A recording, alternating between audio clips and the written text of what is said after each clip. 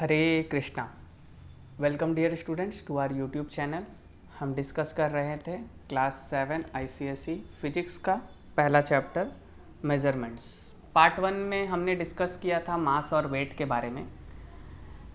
यह video part 2 है measurement chapter का। इस वीडियो में हम डिस्कस करेंगे डेंसिटी के बारे में। आज का हमारा जो टॉपिक होने वाला है that is your density. Density क्या होता है इसके बारे में हम डिटेल में इस वीडियो में डिस्कस करेंगे। डेंसिटी से रिलेटेड हर एक पॉइंट को डिस्कस करने वाले हैं इस वीडियो में। तो चलिए शुरू करते हैं। डेंसिटी को अगर डिफाइन किया जाए तो it is defined as the mass per unit volume of that object।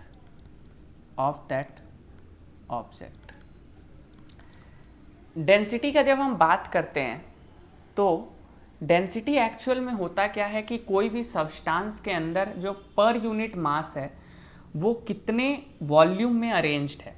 जैसे अगर मैं बोल दूं कि यहाँ पे हमारे पास दो क्यूब्स है, हमारे पास यहाँ पे दो क्यूब्स है, एक क्यूब है क्यूब A और दूसरा क्यूब है, एक और क्यूब है हमारे पास that is your cube B। तो ये दो क्यूब्स हमारे पास अवेलेबल है। अब इन दोनों क्यूब के अंदर जो पर यूनिट मास अरेंज्ड है, यही इसका वॉल्यूम, इसका डेंसिटी बताएगा। डेंसिटी जो है वो कोई भी बताता है कि कोई सब्सटेंस कितना भारी या कितना हल्का है।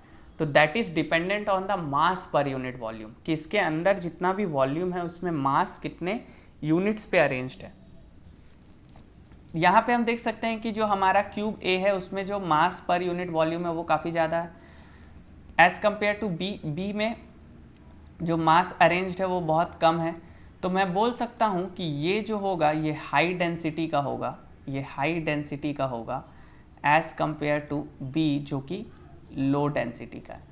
तो सेम क्यूब का डेंसिटी अलग हो गया क्योंकि इसके अंदर के जो मॉलिक्यूल्स थे वो मास पर यूनिट वॉल्यूम अलग अलग अरेंज्ड है। तो कहीं ना कहीं डेंसिटी जो है वो सब्सटेंस का भारीपन बताता है, कोई भी सब्सटेंस कितना भारी है कितना हल्का है। कभी कभी क्या होता है कि एक छोटा सा आयरन बॉल जो है वो बहुत भारी लगेगा आपको एज़ कम्पेयर टू बड़े से आयरन शीट में। जैसे अगर मैं आपको एक इतने छोटे से आयरन का एक बॉल दे दूं जहाँ पे पूरा मास जो है इसके अंदर कंसंट्रेटेड है हर एक पॉइंट पे, और एक मैं आपको इतना बड़ा आयरन का शीट दे दूं जहाँ पे मास जो है वो थोड़े फैले दूर दूर है, तो आपको ये जो आयरन बॉल है भारी लगेगा as compare to sheet, although ये बहुत बड़ा है। तो कोई भी ऑब्जेक्ट का डेंसिटी उसके साइज पे नहीं, उसके पर यूनिट वॉल्यूम मास पे डिपेंड करता है कि वो कितना भारी या कितना हल्का होगा। तो यहाँ पर हमने डेंसिटी को समझा कि डेंसिटी होता क्या है। तो अगर इस फॉर्मूला से चला जाए तो हम लिख सकते हैं कि density is equals to mass upon volume. अब यहाँ पे बहुत इंपॉर्टेंट चीज समझने का है, डेंसिटी इक्वल्स टू हमने क्या लिखा, मास अपॉन वॉल्यूम। यहाँ से हमें दो रिलेशन मिल रहा है। नंबर 1 कि डेंसिटी जो है that is your directly proportional to mass, और दूसरा जो है कि density is inversely proportional to your volume. तो यहाँ पे हमें दो चीज़ मिला, डायरेक्टली प्रोपोर्शनल का मतलब और इनवर्सली प्रोपोर्शनल का मतलब मैं पहले आपको समझा देता हूँ। डायरेक्टली प्रोपोर्शनल का मतलब होता है कि अगर हम किसी एक चीज़ का, जैसे हम अगर मास को बढ़ाएंगे तो डेंसिटी अपने आप बढ़ेगा, मतलब डायरेक्ट रिलेशन होता है, किसी एक चीज़ के बढ़ने से दूसरा चीज़ ऑटोमेटिकली बढ़ने लगेगा। इन्वर्स रिलेशन का मतलब होता है कि किसी एक चीज़ के बढ़ने पे दूसरा चीज़ घटेगा, उल्टा मीन्स रिलेशन होता है। तो यहाँ पे अगर मैं मास को कंटिन्यूसली इंक्रीज कर दूँ तो डेंसिटी ऑटोमेटिकली क्या होगा, बढ़ जाएगा, और अगर मैं मास को कम कर दूँ तो डेंसिटी ऑटोमेटिकली कम हो जाएगा। लेकिन वॉल्यूम के साथ डेंसिटी का इन्वर्स रिलेशन हमें मिल रहा है, वॉल्यूम का डेंसिटी के साथ हमें इन्वर्स रिलेशन मिल रहा है। मतलब अगर मैं किसी भी चीज़ के वॉल्यूम को बड़ा कर दूं तो वो डेंसिटी को कम कर देगा, और अगर मैं किसी के वॉल्यूम को कम कर दूं तो वो डेंसिटी को बढ़ा देगा। ये सेम होता है प्रेशर जैसा। जैसे कि मैं बहुत बड़ा, जैसे एग्जांपल दिया यहाँ पे हमने एक छोटा सा सर्कल, एक स्पेयर ऑफ मेटल बॉल लिया और एक शीट ऑफ मेटल, तो यहाँ पे वॉल्यूम ज़्यादा हुआ तो डेंसिटी कम। तो वॉल्यूम के साथ डेंसिटी का इन्वर्स रिलेशन होता है। जैसे जैसे हम किसी चीज़ के वॉल्यूम को बढ़ाते जाएंगे डेंसिटी जो है वो कम होते जाएगा। तो ये हमें रिलेशन मिल गए, ठीक है। तो हम इस फॉर्मूले को फर्दर इस तरीके से भी लिख सकते हैं। डेंसिटी को हम डिनोट कर देते हैं रो से, तो हम लिख सकते हैं rho is equals to mass upon volume. इसे हम रीड करते हैं रो, एक लैटिन टर्म है रोहो, ये डेंसिटी को डिनोट करता है, ठीक है। यूनिट्स का अगर बात किया जाए तो यूनिट्स को भी देख लेते हैं, बहुत इंपॉर्टेंट है। तो यूनिट्स ऑफ डेंसिटी को भी यहाँ पे देख लेते हैं। Units of density, units of density क्या क्या है? तो सबसे पहला हमारा जो एसआई यूनिट ऑफ डेंसिटी होगा, एसआई यूनिट ऑफ डेंसिटी जो हमारा होगा, एसआई यूनिट ऑफ जो हमारा डेंसिटी होता है, that is your KG metre cube, और we can write it as KG metre minus cube. तो एसआई यूनिट ऑफ हमारा डेंसिटी क्या हुआ?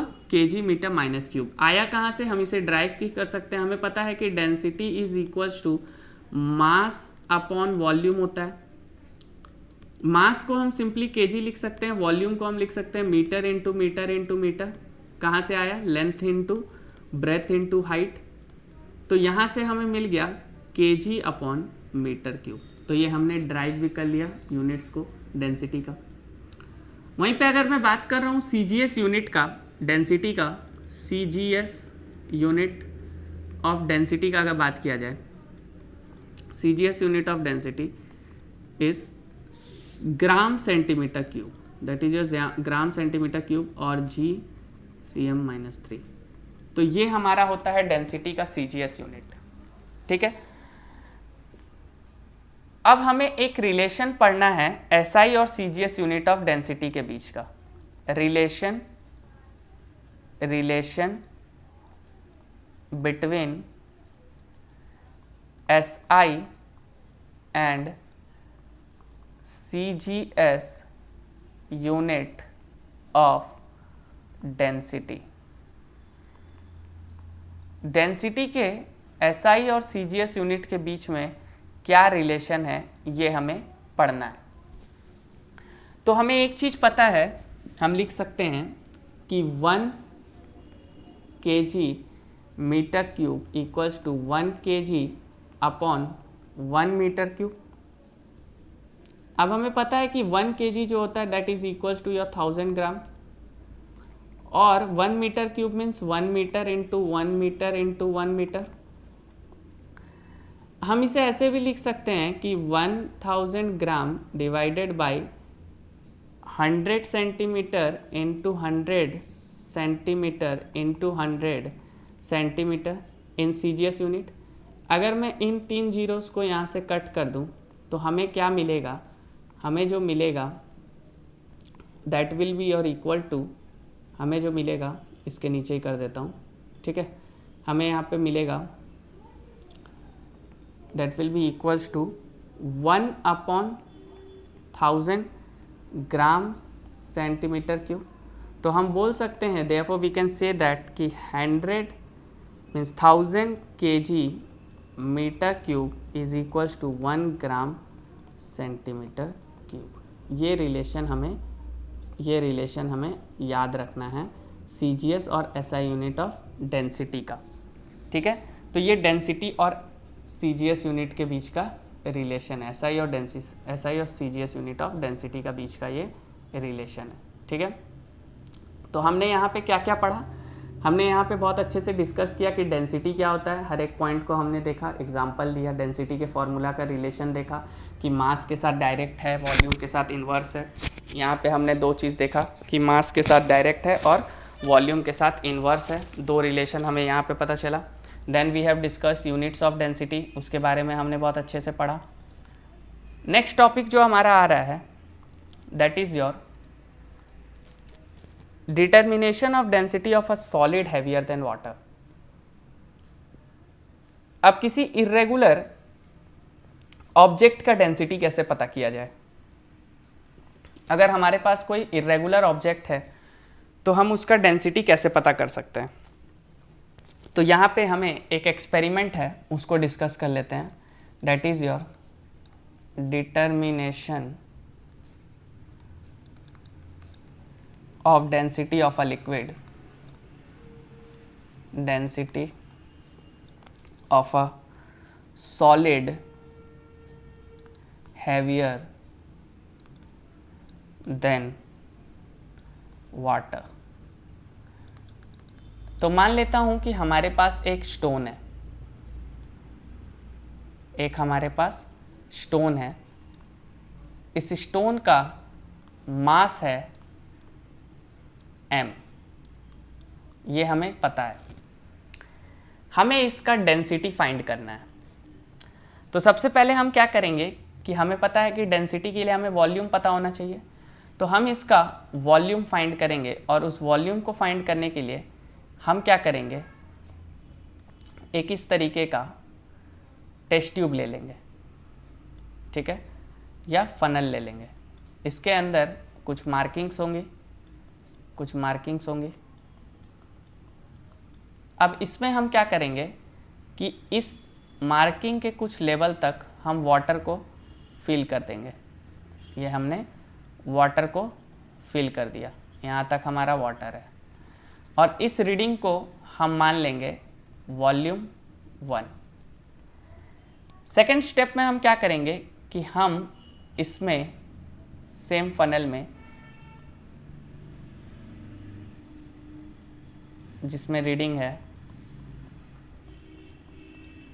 हम इसमें अपने स्टोन को डिप करेंगे. थ्रेड से टाई करके हम स्टोन डिप करेंगे. तो हमारा जो वॉल्यूम ऑफ वाटर है वो थोड़ा बढ़ जाएगा.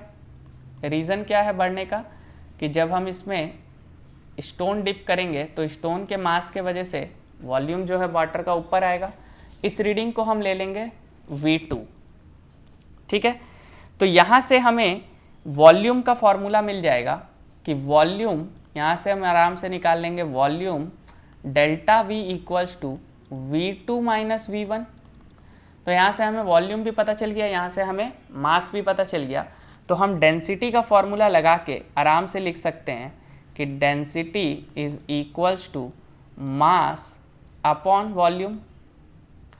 अब हमें पता है कि मास जो है वो इसका m है और वॉल्यूम जो है इसका वो है V2 माइनस V1. तो यहाँ से हमें फॉर्मूला मिल गया रो equals to mv2 minus V1. तो अगर कोई इरेगुलर ऑब्जेक्ट है जिसका हमें डेंसिटी फाइंड करना है, आई एम रिपीटिंग, अगर कोई हमारे पास इरेगुलर ऑब्जेक्ट है जिसका हमें डेंसिटी फाइंड करना है तो हम इस फॉर्मूले से आराम से कर लेते हैं, ठीक है. कुछ न्यूमेरिकल्स भी हम देखेंगे, जैसे एक क्वेश्चन मैं करवा रहा हूँ, क्वेश्चन नंबर 1 न्यूमेरिकल्स का, क्योंकि फिजिक्स में न्यूमेरिकल्स साथ साथ में डिस्कस करना बहुत इंपॉर्टेंट होता है. क्वेश्चन है कि a piece of iron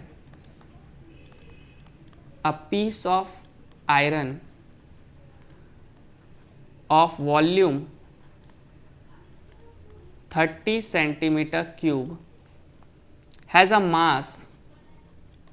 mass of 243 grams. Find the density of iron. We have to find the density of iron. ठीक है. तो सबसे पहले हम लिख लेते हैं फिजिक्स में कि गिवन क्या क्या है. न्यूमेरिकल्स बनाने का सबसे पहला तरीका यही होता है कि गिवन लिख लीजिए. आपको क्या क्या गिवन है ये अगर आपने फाइंड कर लिया तो आप इजीली कर लोगे. तो आपको मास गिवन है, आप देख सकते हो 243 ग्राम्स आपको गिवन है. आपको वॉल्यूम भी गिवन है, वॉल्यूम भी आपको क्वेश्चन में गिवन है कि that is your 30 centimetre cube. And they have asked you density means rho. तो we know that rho is equals to mass upon volume, this formula we have discussed it earlier. तो हम लिख सकते हैं मास के जगह पे 243 grams divided by 30 centimetre cube. तो अगर हम इसे डिवाइड करेंगे तो हमें जो आंसर आएगा दैट विल और equals to 7.8 gram centimetre cube. तो ये हमारा आएगा आंसर। अगर इसे ही हमें केजी मीटर क्यूब में बदलना होता तो हम सिंपली क्या करते, हम इस 243 को डिवाइड कर देते 1000 से और इस 30 सेंटीमीटर क्यूब को भी हम डिवाइड कर देते 1000 से। तो ये हमारा इजीली आ जाता केजी में, केजी मीटर क्यूब में आंसर। ठीक है, इस तरीके से हमें सारा क्वेश्चन सॉल्व करना है। एक और क्वेश्चन करवा रहा हूँ, एक और क्वेश्चन ले लेते हैं दूसरे टाइप का कि the density of a substance, यहाँ पे हमें डेंसिटी गिवन है, the density of a substance is 2.7 gram centimeter cube. Find the mass of a block. Find the mass of a block. Mass of a block of the substance of volume 100 centimetre cube. हमें इसका mass find करना है। तो हमें question में given क्या क्या है, हमें इस बार गिवन है डेंसिटी। डेंसिटी हमें गिवन है that is equals to 2.7 gram centimetre cube.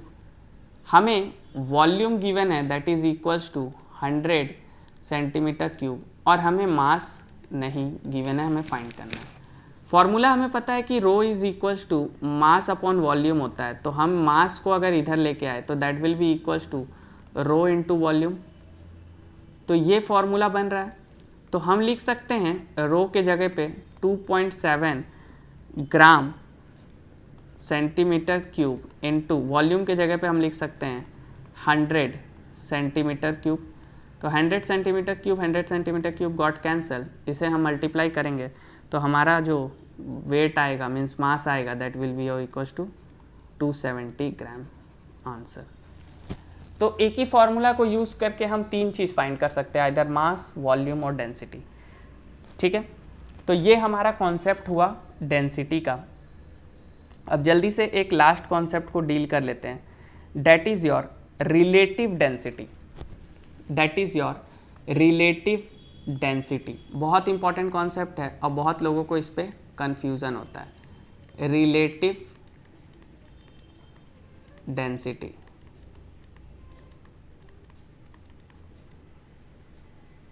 Relative density क्या होता है?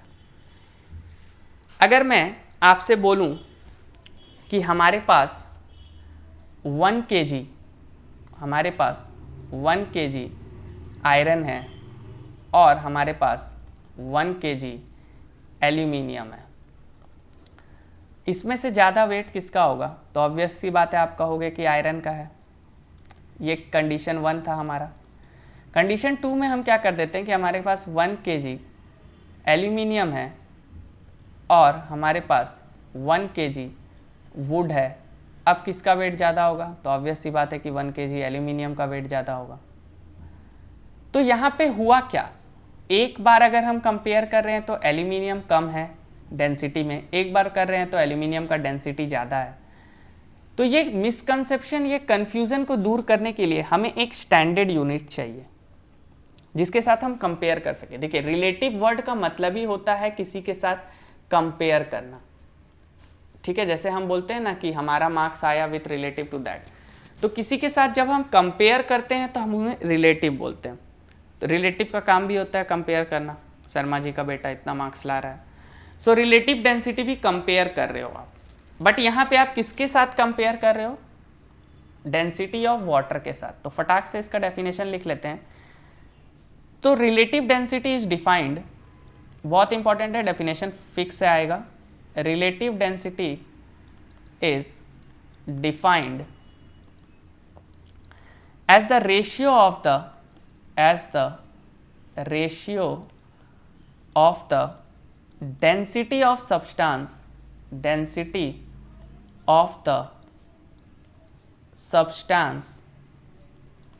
to the density of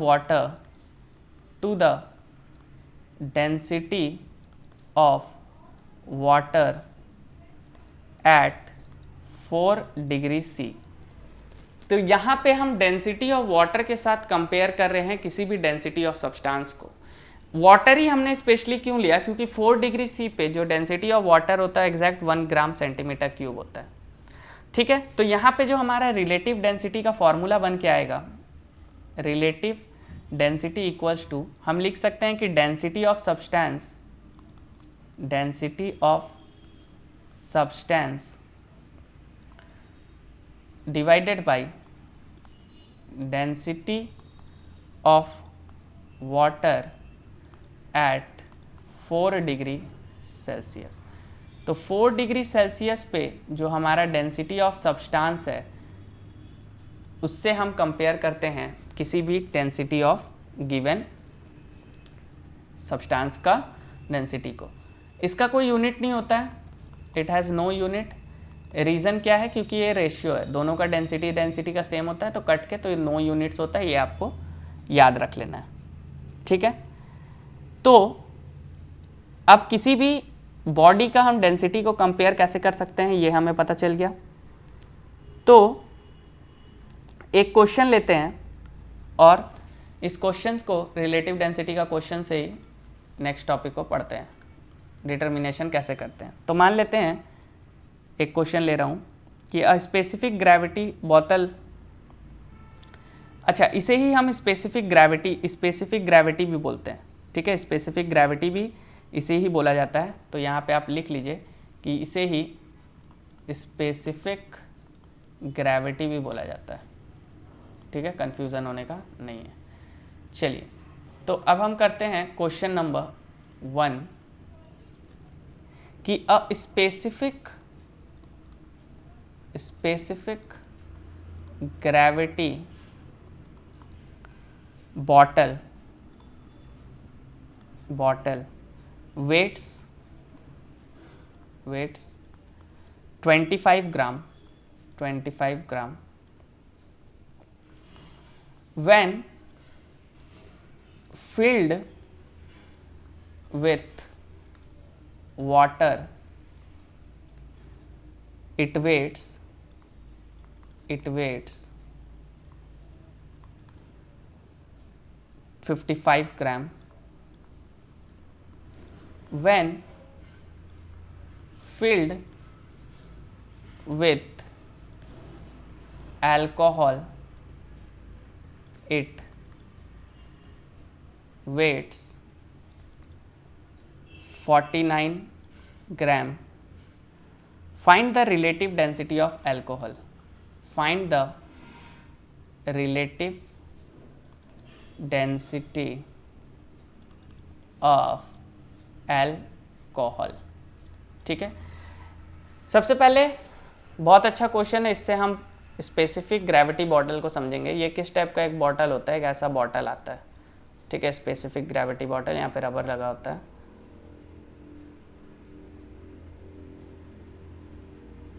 इस टाइप का एक बॉटल होता है।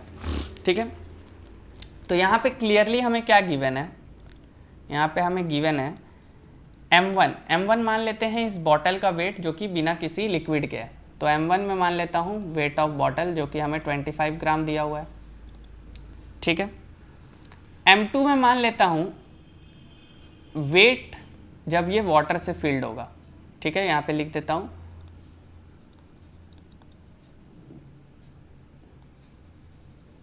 वेट व्हेन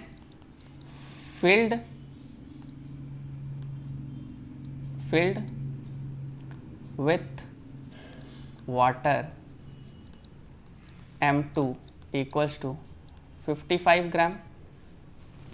और एक ले लेता हूँ मैं weight when filled with alcohol that is your m3 जो कि मैं ले लेता हूँ 49 ग्राम। तो यहाँ पे हमारे पास तीन चीज़ आ गया, M1, M2 और M3। सबसे पहले हम क्या करेंगे, सबसे पहले हम निकालेंगे M2 माइनस M1, मतलब 55 minus 25 that is your equals to 30 gram. Next हम निकालेंगे M3 माइनस M1। हम हर सब से M1 क्यों माइनस कर रहे हैं, क्योंकि हमें पता है कि जो वेट वाटर का है वो आपका बॉटल के साथ आ रहा है, मतलब जब वाटर को वेट किया जा रहा है तब इस बॉटल का भी वेट हो जा रहा है जो कि खाली में 25 ग्राम है, इसलिए हम उसके सब्ट्रैक्ट कर रहे हैं। तो यहाँ पे हम लिखेंगे 49 minus 25 that is your equals to 24 gram. अब हमारे पास एग्जैक्ट वैल्यू आ गए हैं दोनों के। अब हम क्या करेंगे, अब हम फॉर्मूला लगा देंगे, relative density of alcohol means RD of alcohol equals to M3 minus M1 divided by M2 minus M1 that is your equals to 24 gram divided by 30 gram, gram gram got cancel, 0.8। इसका मतलब जो density of alcohol होता है वो 0.8 होता है।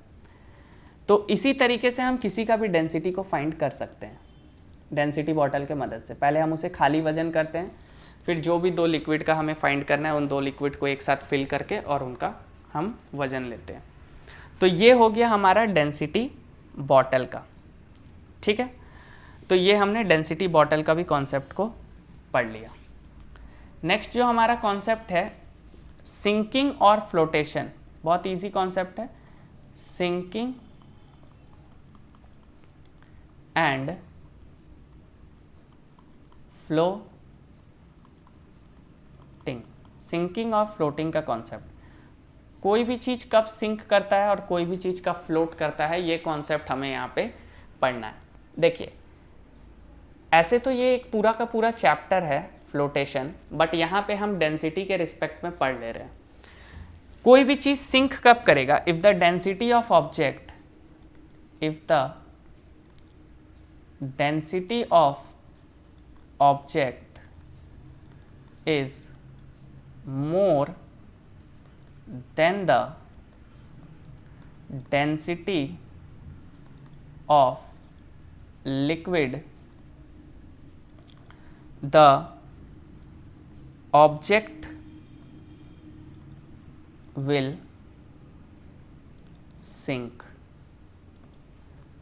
और दूसरा कि if the density of object is less than the density of liquid, the object will float। तो क्या कॉन्सेप्ट है, मान लेते हैं कि हमारे पास दो ग्लासेस है, हमारे पास दो ग्लासेस है। एक ग्लास जो है वो आपका वाटर से फिल है और एक ग्लास जो है वो हमारा मर्क्यूरी से फिल है। मर्क्यूरी को येलो कलर से दिखा देता हूँ, मर्क्यूरी से फिल है, ठीक है, या रेड से मान लेते हैं। एक हमारा मर्क्यूरी है, तो एक में हमारा है मर्क्यूरी और एक में हमारा है वाटर। अब कोई भी चीज़ देखिए सिंक कब करता है, अगर डेंसिटी ऑफ ऑब्जेक्ट जो है वो ज़्यादा हो जाए डेंसिटी ऑफ लिक्विड से। मतलब अगर कोई चीज़ लिक्विड के डेंसिटी से ज़्यादा भारी है, जैसे अगर मैं इसके ऊपर एक आयरन का नेल रखता हूँ तो ये सिंक करके नीचे चला जाएगा, ये सिंक करके नीचे चला जाएगा। क्यों? क्योंकि जो डेंसिटी ऑफ ऑब्जेक्ट है आयरन नेल वाटर के डेंसिटी से बहुत ज़्यादा है। मतलब वाटर का जो डेंसिटी है वो कम है और आयरन नेल का डेंसिटी ज़्यादा है। तो मेरा जो ऑब्जेक्ट है, मेरा ऑब्जेक्ट क्या होगा, धीरे धीरे धीरे धीरे धीरे धीरे नीचे की तरफ चल जाएगा। लेकिन यहाँ पे अगर मैं सेम चीज़ मरकरी के ऊपर रखता हूँ तो मरकरी का जो डेंसिटी है, डेंसिटी ऑफ ऑब्जेक्ट जो है वो ज़्यादा कम हो जाएगा, डेंसिटी ऑफ लिक्विड ज़्यादा हो जाएगा, तो ऑब्जेक्ट जो है वो फ्लोट करेगा। तो इसका मतलब कि अगर कोई डेंसिटी, लिक्विड का डेंसिटी ज़्यादा है तो वो अपने ऊपर सामान को फ्लोट करवाएगा, और अगर किसी लिक्विड का डेंसिटी कम है, ऑब्जेक्ट का डेंसिटी ज़्यादा है, तो वो डूब जाएगा। ठीक है, जैसे हमने एक एक्सपेरिमेंट देखा है कि जब हम एक एग को नॉर्मल वाटर में डालते हैं तो वो एग क्या होता है, नीचे डूब जाता है। कारण क्या है कि जो एग का डेंसिटी है वो ज़्यादा है और वाटर का डेंसिटी जो है वो कम है। लेकिन जब हम उस वाटर में बहुत सारा नमक मीन्स NaCl डिजॉल्व कर देते हैं तो क्या होता है कि वाटर का डेंसिटी धीरे धीरे बढ़ जाता है और ऑब्जेक्ट का डेंसिटी सेम रहता है। अब वाटर का डेंसिटी बढ़ गया, ऑब्जेक्ट का डेंसिटी कम हो गया, तो वो एग उस वाटर में फ्लोट करता है। तो यही कॉन्सेप्ट होता है सिंकिंग और फ्लोटिंग का। वैसे क्लास 8 में इसके ऊपर एक पूरा का पूरा चैप्टर है, ये तो एक बहुत छोटा कॉन्सेप्ट है, इसमें अलग अलग कंडीशन होता है, बट हमें अभी यही पढ़ना था। आज का जो हमारा सबसे लास्ट टॉपिक है that is your effect of temperature on density of solid, liquid और गैस। ठीक है, आज का लास्ट टॉपिक है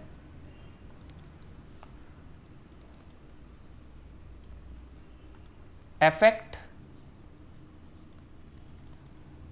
of temperature on density of solid, liquid and gases। ठीक है, टेम्परेचर का क्या क्या इफेक्ट होता है डेंसिटी, किसी भी सामान के डेंसिटी के ऊपर। एक चीज़ हमें अब पता है कि जब हम किसी चीज़ को गर्म करते हैं, जब भी हम किसी चीज़ को हीट करते हैं तो वो क्या होता है, एक्सपेंड होता है। ठीक है, जब हम किसी चीज़ को हीट करेंगे तो वो क्या होगा, एक्सपेंड होगा, और जब हम किसी चीज़ को ठंडा करते हैं तो वो कॉन्ट्रैक्ट होता है। अब यहाँ पे एक चीज़ समझिए, अगर कोई चीज़ एक्सपेंड हो रहा है, पहले वो कोई चीज़ था, पहले मान लेते हैं कि ये एक रेक्टेंगुलर बॉक्स था, इसे हमने हीट किया तो ये एक्सपेंड हुआ। तो अगर ये एक्सपेंड हुआ तो क्या जो इसके अंदर के मॉलिक्यूल्स थे ये भी दूर दूर नहीं हो जाएंगे? तो क्या मैं बोल सकता हूं क्योंकि डेंसिटी वॉल्यूम के ऊपर डिपेंड करता है तो इस बॉक्स का डेंसिटी जो होगा वो घट जाएगा। तो यहां पे हमें एक बहुत इंपॉर्टेंट रिलेशन मिल रहा है कि density of substance, density of substance decreases with increase in temperature, and density of substance increases with decrease in temperature। अब यही चीज सॉलिड, लिक्विड और गैस के साथ भी होता है। लिक्विड का आपको पता होगा कि आपका जो चिल्ड वाटर होता है, बहुत ठंडा पानी, अगर आपको कोई ठंडा पानी दे दे और आपको कोई गर्म पानी दे दे तो उसमें से ज़्यादा डेंसिटी जो होगा ठंडे पानी का होगा। क्यों? क्योंकि ठंडे पानी के मॉलिक्यूल्स बहुत सामने सामने as compare to warm water. Warm water के मॉलिक्यूल्स जो है वो दूर दूर है। तो जब हमें पता है कि हम कोई भी चीज़ को हीट करेंगे, मीन्स टेम्परेचर अगर बढ़ाएंगे तो उनके मॉलिक्यूल्स दूर जाएंगे, और जब मॉलिक्यूल्स दूर जाएंगे तो मास पर यूनिट वॉल्यूम जो है वो घटेगा, और मास पर यूनिट वॉल्यूम जैसे ही घटेगा तो हमें पता है कि उसका जो डेंसिटी है वो कम हो जाएगा। तो इसीलिए अगर हमें किसी चीज़ का डेंसिटी को कम करना है तो हमें उसे हीट देना चाहिए, और अगर हमें किसी चीज़ का डेंसिटी को बढ़ाना है तो हमें उसको टेम्परेचर को डिक्रीज करना चाहिए। ये बहुत ही इंपॉर्टेंट रिलेशन है, यहाँ से आपको क्वेश्चंस डेफिनेटली पूछे जाएंगे। तो effect of temperature on density पे क्या हुआ, सेम गैस के साथ भी होता है। गैस को जब हम हीट, मतलब गैसेस के मॉलिक्यूल्स को जब हम kinetic energy in form of heat provide करते हैं तो वो रैंडमली मोशन करने लगते हैं, जिन्हें हम कन्वेंशंस कहते हैं। जैसे हम एग्जांपल दे सकते हैं कि ये अर्थ है, अब ये अर्थ का यहाँ पे सन है, सन से यहाँ पे रेज आ रहा है, रेज के कारण जो यहाँ के मॉलिक्यूल्स है वो गर्म होते हैं। अब वो गर्म होकर धीरे धीरे क्या करते हैं, ऊपर की तरफ चले जाते हैं क्योंकि उनको काइनेटिक एनर्जी मिला। अब जो यहाँ नीचे के सरफेस के जो मॉलिक्यूल्स है वो तो गर्म है, मतलब यहाँ का जो डेंसिटी है एयर का वो कम है, और यहाँ का जो डेंसिटी है एयर का वो ज़्यादा है। तो इसी के वजह से विंड का फॉर्मेशन होता है। तो टेम्परेचर एक बहुत इंपॉर्टेंट रोल प्ले करता है डेंसिटी को मेंटेन करने के लिए, ये पॉइंट हमें याद रखना है। और डेंसिटी सब्सटेंस का डिक्रीज़ होगा अगर टेम्परेचर को हम इंक्रीज़ करते हैं, और सब्सटेंस का इंक्रीज़ होगा अगर हम टेम्परेचर को डिक्रीज़ करते हैं। ये रिलेशन इन्वर्स होता है, ठीक है।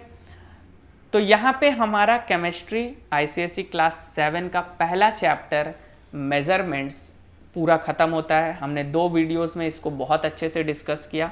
क्वेश्चंस इतने ही बनते हैं। नेक्स्ट वीडियो हमारा आने वाला है बहुत ही इंटरेस्टिंग टॉपिक पे, दैट इज़ योर मोशन। बहुत इंपॉर्टेंट चैप्टर है क्लास 7 ICSE का मोशन, और ये क्लास 10 तक आपको काम आने वाला है। उसका वीडियो हम कल लेके आने वाले हैं। तब तक के लिए हमारे वीडियोस अच्छे लग रहे हो तो वीडियो को लाइक कर दीजिए, चैनल को सब्सक्राइब कर दीजिए। हमारे साथ बने रहने के लिए आपका धन्यवाद। तब तक के लिए टेक केयर, कीप लर्निंग। जय हिंद।